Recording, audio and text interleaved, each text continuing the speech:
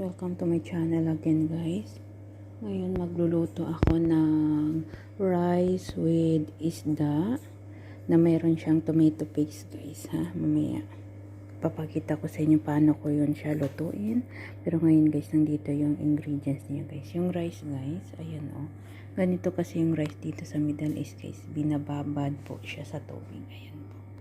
Tapos yung isda, gimarinate ko po siya ng asin, black pepper powder, lemon fresh at saka garlic. Ayan. Babad ko siya ng mga kalahating oras hanggang 1 oras guys. Tapos itong coriander leaves, onion, tomato at saka garlic. Ayun guys, magsisimula na ako magluto ng aking rice with fish guys ha. Tapos guys, itong powder, ito na siya yung turmeric powder, cumin powder, coriander powder, black pepper, at saka mixed baharat. Ayan guys, i-mix lang natin ng ganito.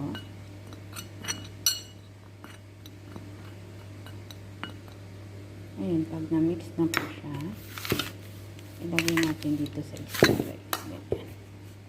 Ganyan, ganyan. Ipahid lang natin sa isda guys. Ha?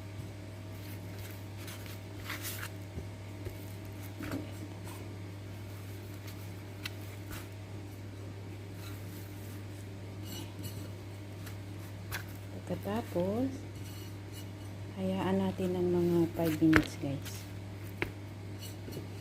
Ayan. Ayan na siya guys. Hayaan natin ng 5 minutes na ganyan guys ha. Ngayon guys, ang una natin gawin, magkuha tayo ng kawali guys. Lagyan natin ng oil. Tapos hintayin natin na mag-init siya guys. Kasi prituhin muna natin yung isda bago siya ihalo sa kanin guys.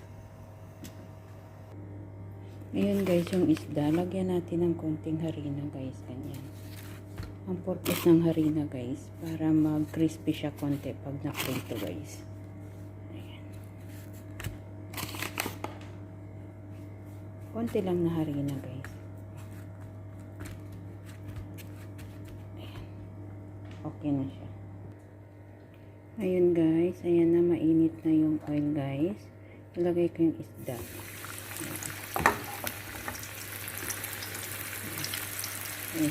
Ngayon, hintayin ko lang na maluto yung isda guys ha. Ayan na guys yung isda guys.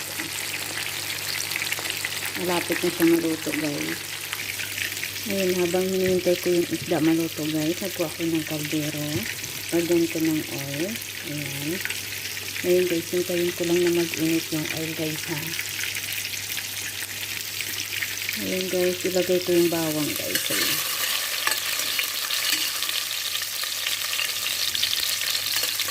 Hintayin natin na mag-brown konti yung bawang guys ha.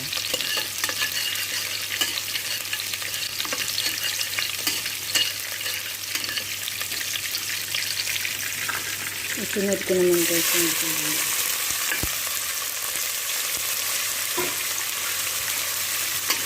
Hari-hariin yung ganito guys.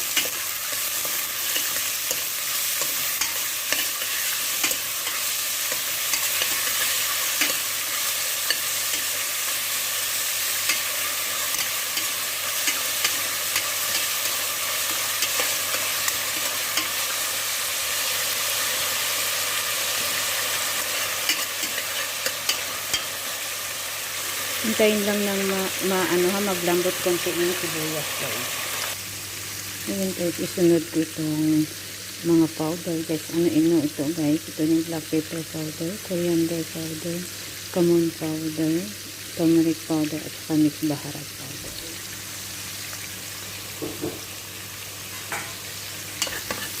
Halo-halo ilang na ganito guys.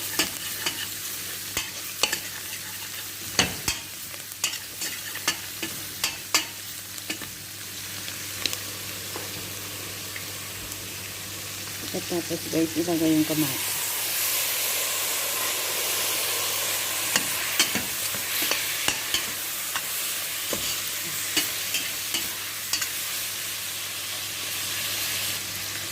Tapos guys, lagyan natin ng asin. Lagyan ng isang magic cube. Tapos guys, lagyan ng tomato paste. Ayan. Kayo na bahala mag-estimate ng tomato paste guys ha. Tapos halo-haloin yung ganyan.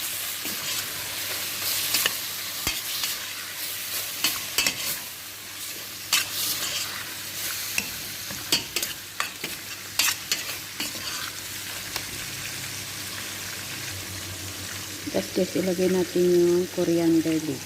Ayan. Halo-haloin yung ganito guys ha.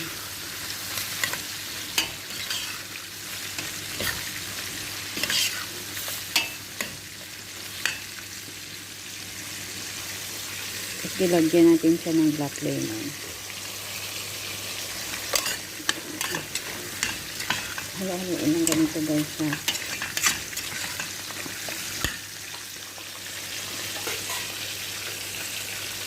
Tapos guys, takpan natin, hayaan natin na mag-juicy kunti yung kamatis guys ha. Ayan na po guys yung isda, naluto na po guys, ayan.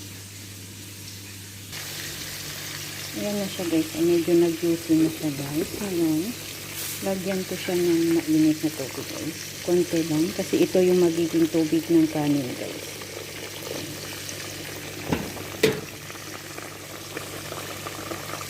Ayan, tinix ko lang sa ganyan.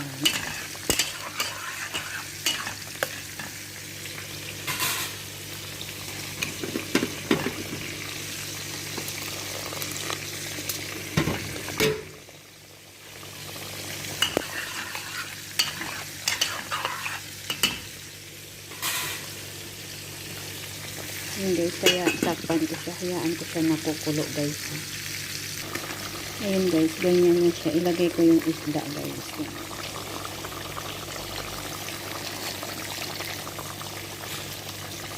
Hahayaan ko siya ng mga 5 minutes na ganyan guys ha.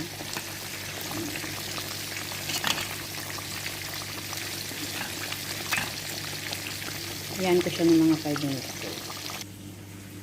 Ayan na guys, after 5 minutes or 10 minutes guys, tinanggal ko na siya doon guys.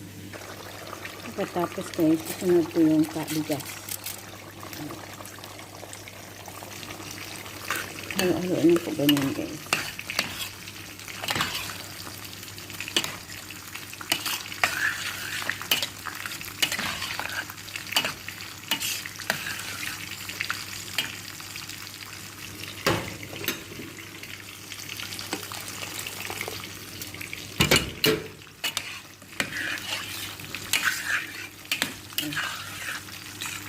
Tapos yung tubig niya guys, i-estimate lang na maluto rin yung bigas guys.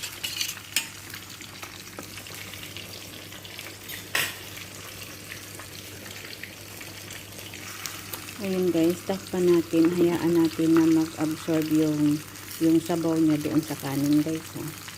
Ayan na guys, ganyan po yung mangyari sa kanin guys. Oh, diba wala na siyang tubig guys. Ayan. Mag-absorb na yung tubig sa kanin.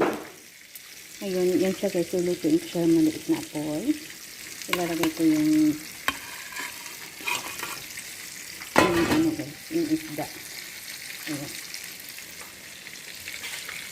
Ayun na siya guys.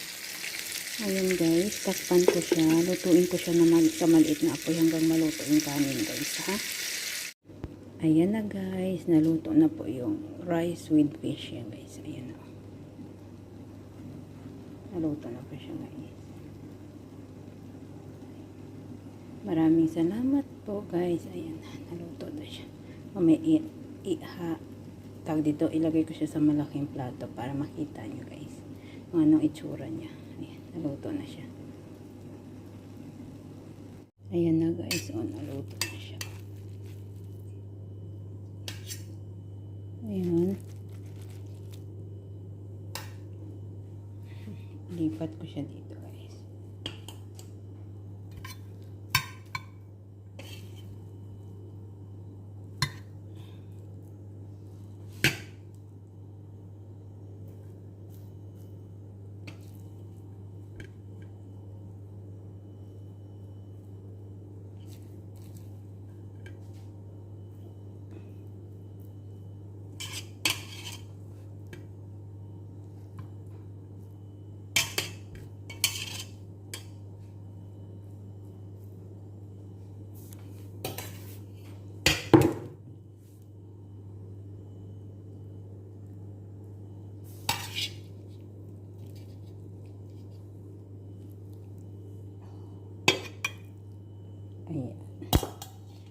po guys yung aking rice with fish. Sana po nagustuhan nyo yung aking video. Pag nagustuhan nyo po, paki-like, paki-share, comment below po. Ayan, maraming salamat po sa panonood guys. Ayan.